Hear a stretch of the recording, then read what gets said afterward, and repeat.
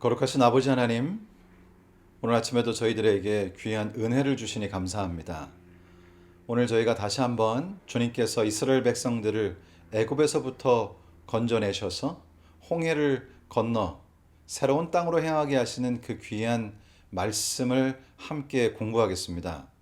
하나님, 저희들에게 지혜를 주시고 주님께서 어떻게 이스라엘 백성들을 매일의 삶 중에 인도하셨는지, 어떻게 인도하셨는지, 그리고 오늘날도 우리들의 삶에서 어떻게 역사하시는지 오늘 말씀을 통해서 저희가 영감을 얻게 하시고 오늘 하루를 살아갈 영적인 힘과 우리의 매 순간의 삶 속에서 주님을 선택할 수 있는 용기와 영적인 능력을 얻는 그런 귀한 시간이 되도록 성령 하나님의 역사를 통해서 이 시간 저희들의 마음을 인도해 주시기를 우리를 사랑하시는 우리 주님 예수님의 이름으로 기도드리옵나이다. 아멘.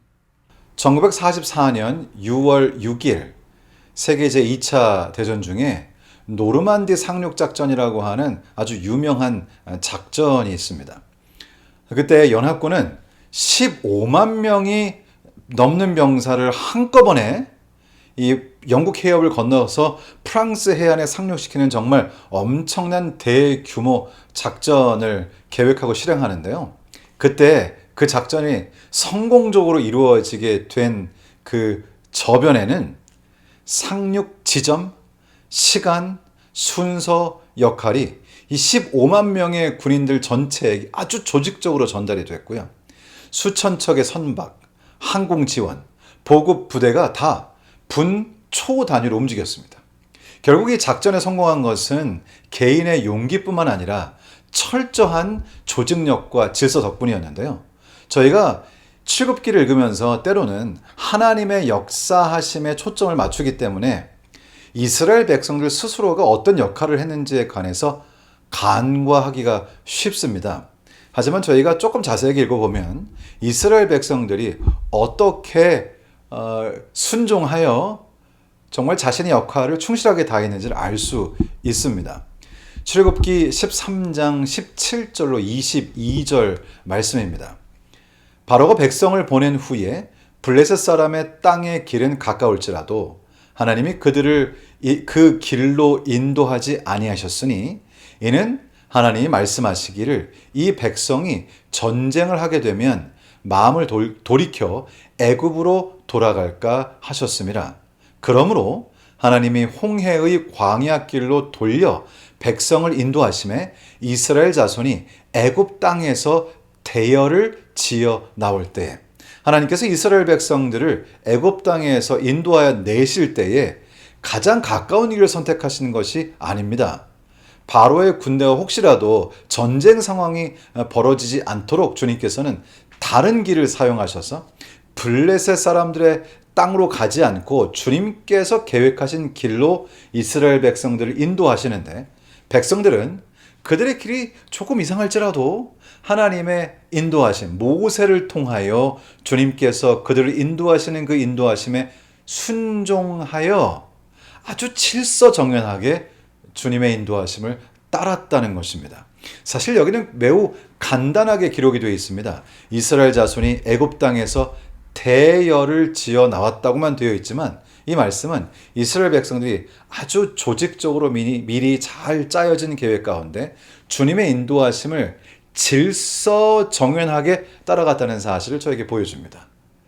가끔씩 저는 제 책상을 보면 책상이 어떻게 정리되어 있는가가 제 머릿속, 제 마음속이 어떻게 되어 있는가 하는 그 상태와 매우 비슷하다는 것을 깨달을 때가 있습니다.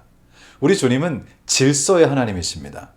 성경은 우리 주님께서 창조하실 때 그리고 구속의 경륜을 진행하실 때 자신의 백성들을 인도하실 때 매우 조직적으로 인도하신다는 사실을 저희에게 보여주고 있습니다.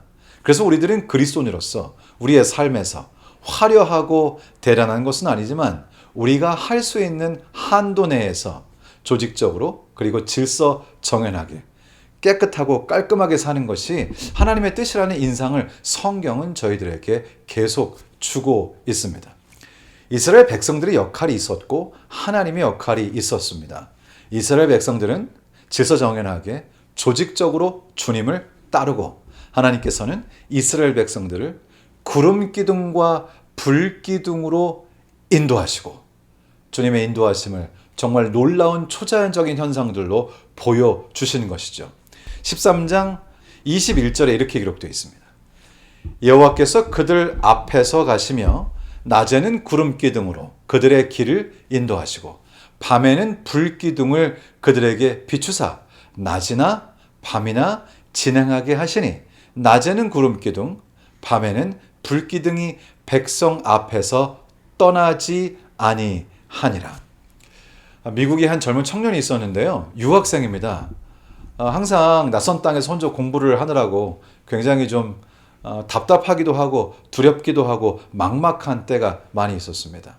이제 하루는 아르바이트를 마치고 낯선 도시로 면접을 보기 위해서 운전을 해서 가고 있었는데요. 굉장히 날이 어둡고 안개가 자욱해서 앞이 전에 보이지를 않았습니다.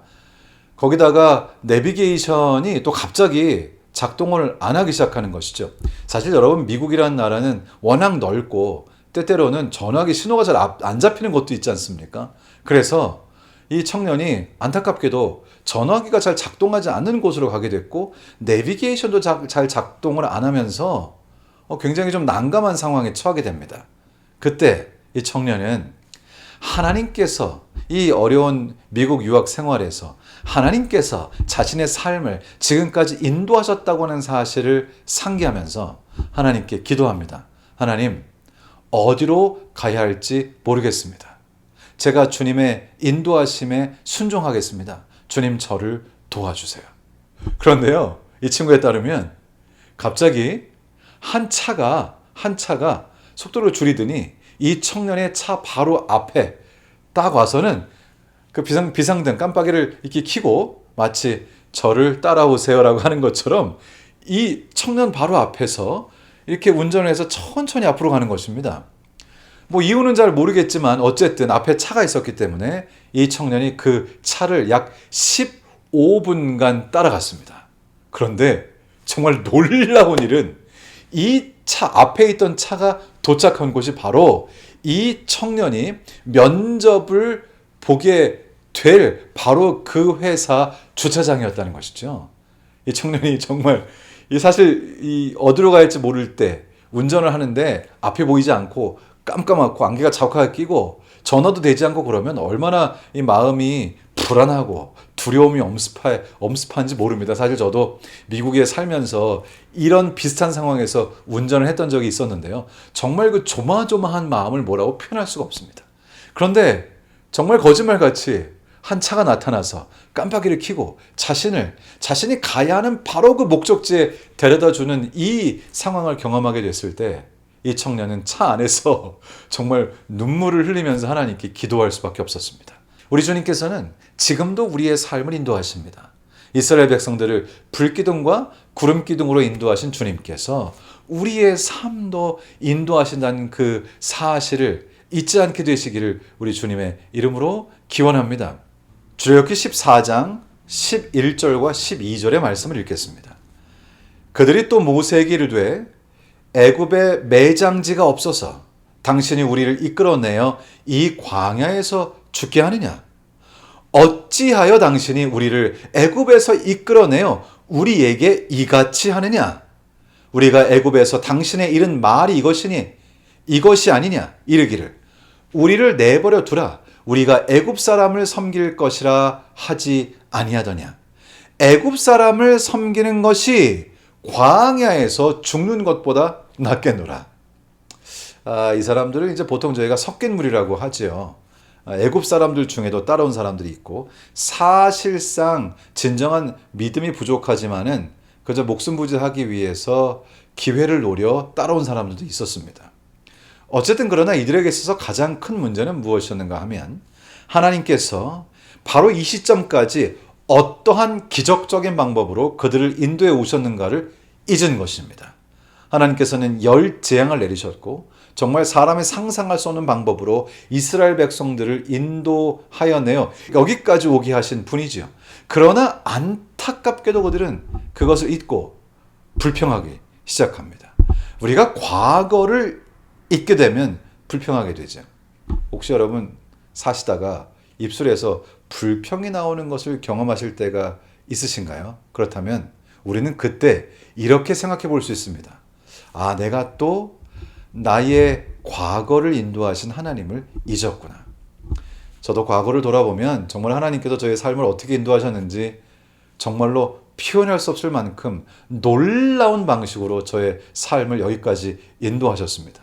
제가 어디서부터 왔는지 그리고 어떻게 여기까지 왔는지를 다시 한번 상기하고 되돌아보면 정말 저는 하나님께 불평할 것이 한 가지도 없습니다.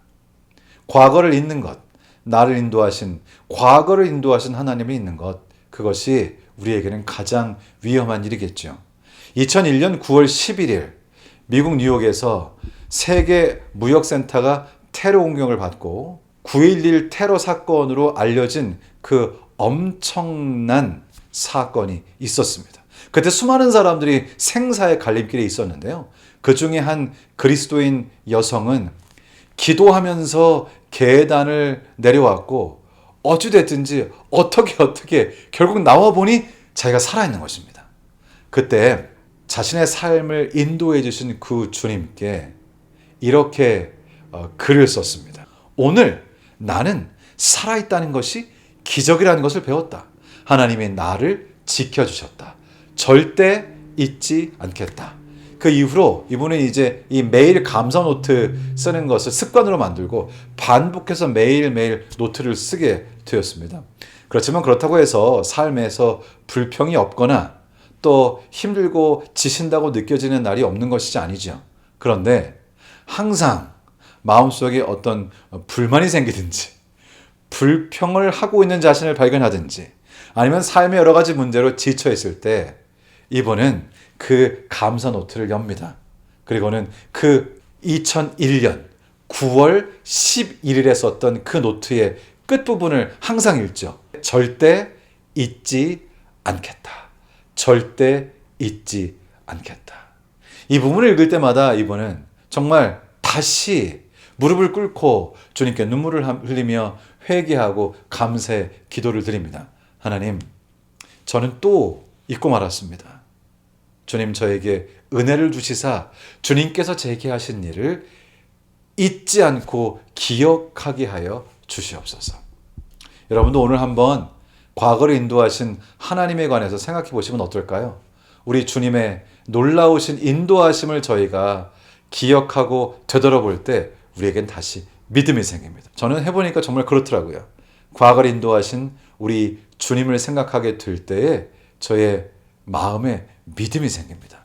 오늘 과거를 인도하신 하나님을 기억하면서 이스라엘 백성들을 불기둥과 구름기둥으로 인도하신 그 하나님께서 오늘도 나의 생애를 인도하신다는 사실을 기억하며 주님께 감사하게 되는 귀한 하루가 되기를 주님의 이름으로 축원합니다.